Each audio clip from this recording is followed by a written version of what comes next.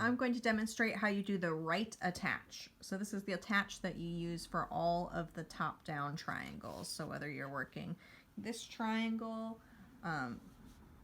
which attaches along the hypotenuse here, or this triangle, which attaches along this straight edge here, you work the right attach.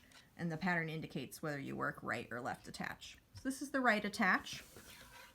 And you can see I'm working on a top-down triangle over here.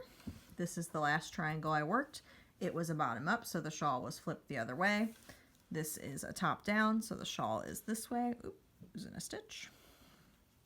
So you want to keep your yarn in back, and all you need to do is pick up these slip stitches along the edge of the triangle you're attaching to.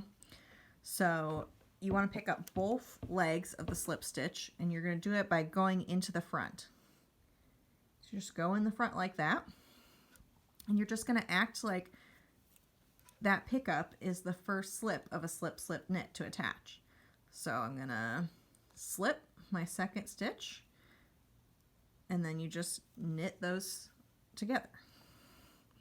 You do want to pick up both legs of that slip stitch, and then you just continue to work the rest of the triangle.